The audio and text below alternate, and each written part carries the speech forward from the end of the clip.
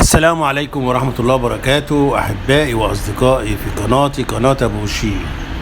النهاردة الفيديو بتاعي تكملة الفيديو قبل كده وفيديوهات قبل كده اتكلمنا فيها عن مشكلة آل داوود. طبعا مفيش حد في اليوتيوب ينكر ان حمادة داوود اول الناس اللي كانوا مدافعين عن العيلة بالكامل بما فيهم زاهية والست الوالدة الست ام مصطفى، ومحدش ينكر حاجة زي كده وانا اشهد على ذلك. رغم عتابي لحمادة في بعض المواقف لكن ما انكرش ابدا ان هو كان اول الناس اللي دافع عنها دونا عن عمر ما حد طالع منهم ويتكلم ويقول الحقيقه، ولا يقول مثلا ديت لا الفضل ولا كلام من دي.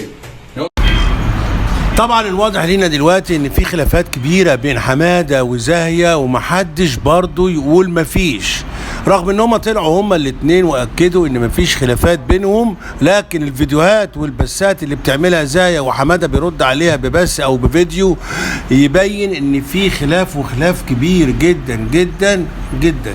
الفتره اللي فاتت ما كانش حماده بيلوم على المتابعين، من سنة تقريبا حمادة داوود ما كانش بيلوم على المتابعين، وده في فيديو سابق قبل كده، وزي ما هتشوفوا المقطع بتاعه وهو بيقول انا ما بلومش على المتابعين. لكن دلوقتي مش بس بيلوم على المتابعين، لا ده بيشتمهم وبيسبهم.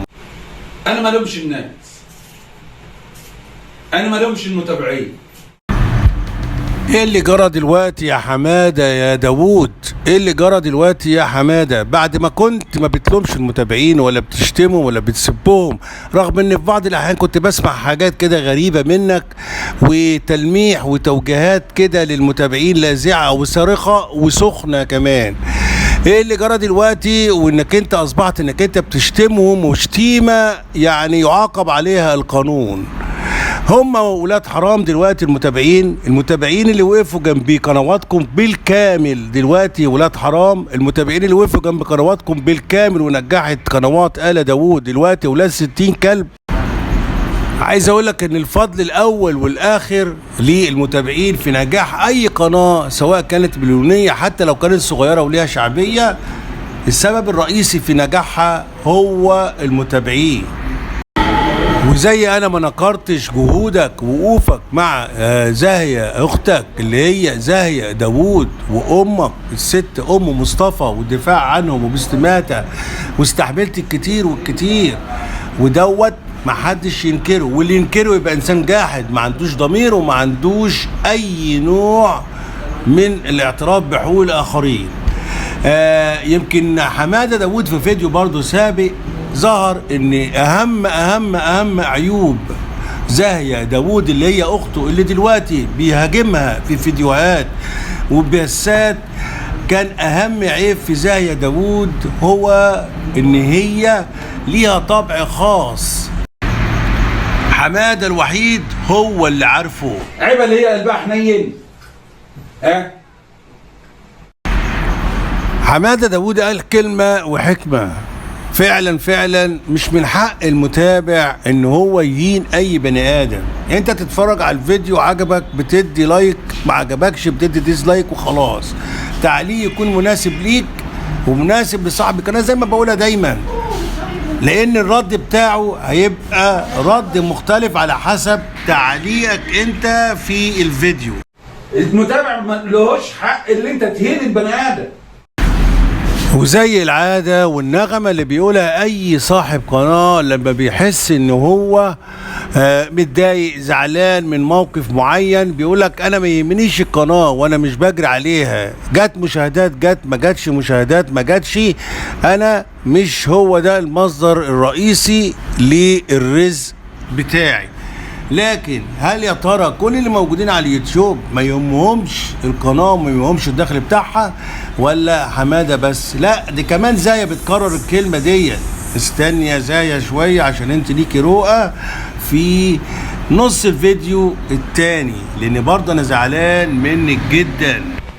ناس تستفاد وناس زي انا مش كده. الحمد لله انا عندي ولا يهمني قناه ولا كلام من دي.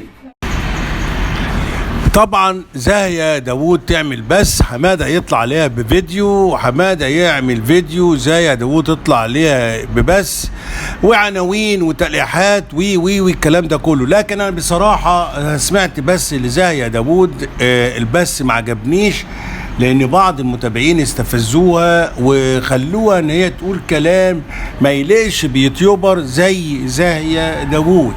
حتى قالت فيه كلمة، والكلمة دي زادت وعادت فيها كتير مع المتابعين اللي هم كانوا بيسيئوا ليها. انا مش قادر اكررها. وكمان حمادة حس ان في تلميحات عليه. مش انت اللي عايزه تتكلمي وبتلمحي؟ انا ما بلمحش، انا بقول في الوش، ما بضربش من تحت لتحت. حمادة داوود لما حس ان بعض التلميحات في البث بتاع زاهية انها عليه على طول طلع، وزي ما انتوا سمعتوا هو الراجل ما بيلمحش، هو بيقول في الوش على طول. يعني ما عندوش كنترول في عملية ان هو يرد على متابع او يرد على قناة او يرد حتى على زاهية داوود. وده اللي حصل، الراجل طلع عشان يرد على زاهية داوود بعد البث اللي قالت فيه كلمة انا مش قادر اقولها واكررها، بس هو هيكررها في الله اكبر الله اكبر العظمه لا عزة الله. اتفاجئ حمادة داوود طبعا بأذان العصر اللي كان مفروض يكون عامل حسابه ان العصر فاضل عليه حاجات بسيطة، وكان ممكن ان هو يأجل البث بتاعه او الفيديو بتاعه لبعد العصر عشان يبقى على روقان ويكون مزاجه عالي. ثواني بس الاذان يخلص وهم نقطتين ارد عليهم على فيه. طبعا حمادة داوود لما حس ان الاذان بيأذن فطلب من المشاهدين والمتابعين ان ثواني بس لما الاذان يخلص عشان هما كلمتين هيرد عليهم، وكان من باب اولى ان هو يأجل البث ويصلي فرض ربنا احسن ما يستأذن من المتابعين لما الاذان يخلص. لان مش عايز اي انسان ولا اي انسانه محترم او انسان محترم او مش محترم او مش محترمه يمسك عليك فرصه او يتكلم عليك بكلمه ويقولوا انت السبب عجبني حمادة داوود وهو اثناء البث مدام هناء حاولت ان هي تتدخل في نقطة معينة كانت عايزة تعقب عليها، لكن هو قال لها اسكتي انت مالكيش دعوة بحاجة زي كده. دي حاجة كويسة في حمادة داوود. واتكلمت في حتة اللي الصرم ومش بالصرم. هي دي الكلمة اللي كنت سمعتها ومش قادر ان انا اكررها، لكن حمادة داوود رفع عني الحرج وقدر ان هو يكررها. بصراحة يا زاهية انا مش عارف انت كررت الكلمة دي اكتر من مرة في البث، رغم انك انت كنت بتلومي على متابعة او بتوجهي اللوم على متابعة في البث، ووجهتي كلام اكتر من كده، وسمعت كلمة تاني برضو فيها نقطة فشخان او حاجة زي كده. يعني انا مش هقدر ان انا اقول الكلام اللي انا سمعته، لكن اعيب عليكي انك انت تقوليه، لانك انت مفروض انك انت تردي باسلوبك انت، ما ترديش باسلوب الشخص اللي بينتقدك. يعني لو في شخص بينتقدك وقدرتي انك انت تتمالكي نفسك وتردي باسلوبك اللي انت حابه انك انت تردي بيه، وفي نفس الوقت ما تفقديش مصداقيه متابعينك وما تفقديش الثقه في متابعينك، وانك انت تفضلي على وتيره واحده، وانك انت ما تحاوليش تسيئي لنفسك وتسيئي للمتابعين اللي موجودين. مجرد ان هم يسمعوا كلام زي كده فهو اساءة للمتابع، مش بس في قناة زاهية داوود، في اي قناة تتقال فيها الفاظ خارجة او الفاظ صاحب القناة رافضها اصلا من المتابع وهو يقولها، يبقى معنى كده ان هو بينزل لمستوى المتابع او صاحبة القناة، ويبقى نفس الحاجة اللي هو رافضها هو اللي بيعملها، وده غلط. لازم تردي بس باسلوبك انت، ما قلناش ان انت ما ترديش. انا لما بيتوجه لي اي نقد لاذع برد باسلوبي انا، فهموا المتابع او فهموا صاحب القناه او ما وصلوش المعنى، حتى المهم انا ما انزلش لمستوى المتابع اللي انا رافضه ورافض تعليقه عندي. عشان كده حماده بس خد الكلام على نفسه ليه انا مش عارف. انا بتكلم على الملأ وعلى الكل، والصوت مسمع البلد كلها هنا في الشارع.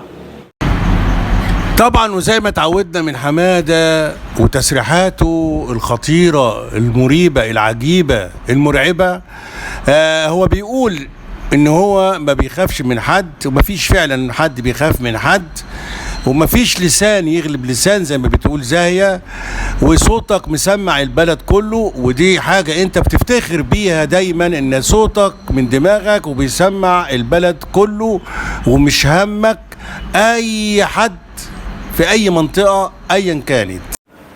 بس ما غيرش من لحم ودم، غير من انسان يكون عامل من جيبه من تعب وشقاء، مش حد صارف عليه ولا حد صارف عليك انت.